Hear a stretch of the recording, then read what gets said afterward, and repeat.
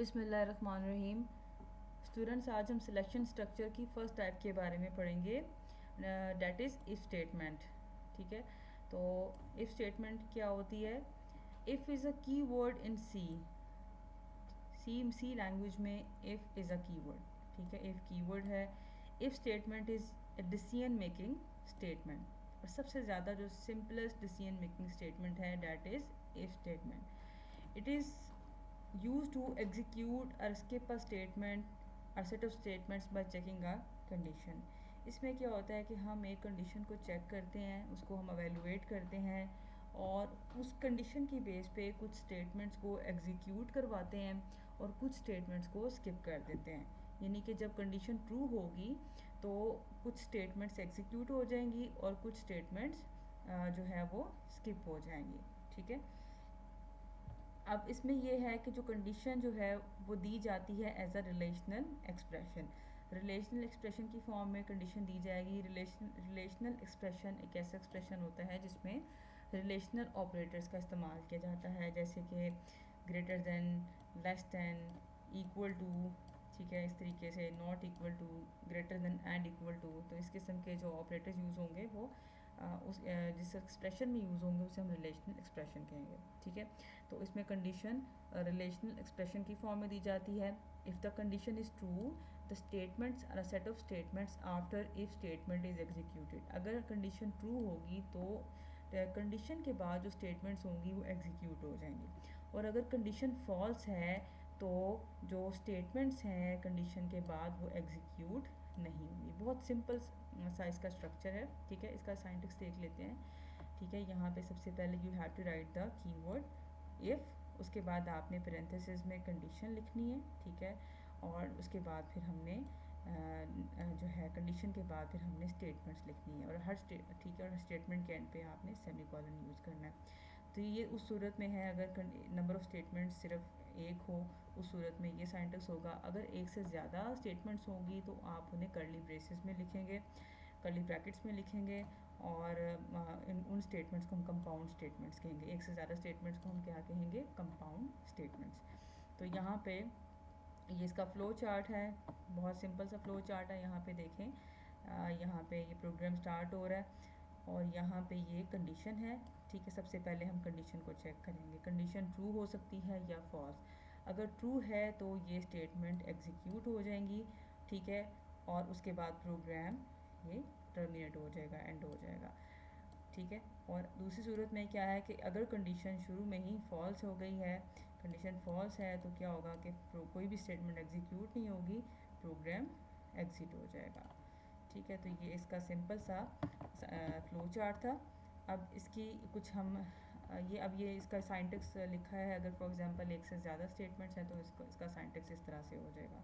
आपने सिंपल जो है वो जो स्टेटमेंट्स होंगी उनको कर्ली ब्रैकेट्स में लिख देना है। ठीक है, ये उस सूरत में है जब कंपाउंड स्टेटमेंट्स यूज़ करेंगे।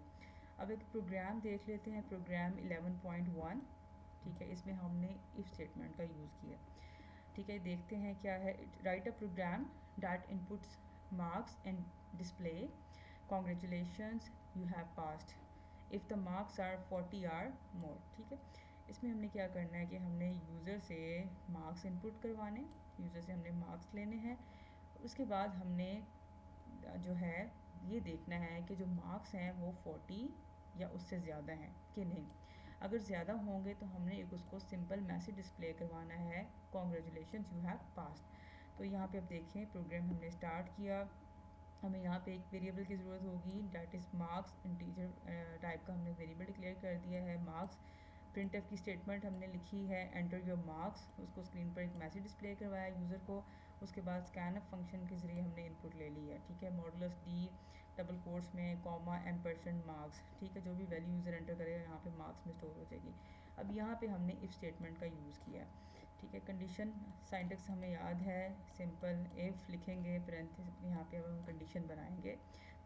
कंडीशन अब क्या है, हमने हमारी सिंपल सी है कि अगर मार्क्स जो हैं वो 40 हैं या 40 से ज़्यादा हैं। ठीक है, if this condition is true, हमें क्या मैसेज डिस्प्ले कराना है? We have to display the message simple congratulations you have passed. ठीक है, तो यहाँ पे जो है ये प्रोग्राम एंड हो जाएगा। ठीक है, तो ये फॉर एग्जांपल अब यहाँ पे इसकी आउटपुट हम देख लेते हैं। अब ये प्रोग्राम जब एग्जीक्यूट किया तो यूज़र ने एंटर किया है 50, तो यहाँ पे कंडीशन चूँकि ट्रू हो रही है, 50 जो है वो ग्रेटर है 40 से, कंडीशन इज़ ट्रू, तो यहाँ पे ये मैसेज डिस्प्ले हो गया, कॉन्ग्रेचुलेशंस यू हैव पास्ड। उसके बाद हम एक और प्रोग्राम देख लेते हैं 11.2। Write a program that inputs two numbers and finds if second number is square of first number. यहाँ पे भी हमने इफ स्टेटमेंट के ज़रिए इस प्रोग्राम को सॉल्व करेंगे। हमने ये देखना है, हमने दो नंबर्स यूज़र से लेने हैं, उसके बाद हमने चेक करना है कि जो सेकंड नंबर है क्या वो पहले नंबर का स्क्वायर है कि नहीं। ठीक है, तो ये हमने चेक करना है। यहाँ पे हमने सिंपल हमने दो वेरिएबल्स ले लिए हैं, डिक्लेयर कर लिए हैं, ए और बी। उनकी वैल्यूज़ हमने यूज़र से ले ली हैं यहाँ पे। ठीक है, दोनों की वैल्यूज़ एंटर करवा ली हैं। उसके बाद हमने कंडीशन बनाई, इफ़ ए इंटू ए, ठीक है, इज़ इक्वल टू बी।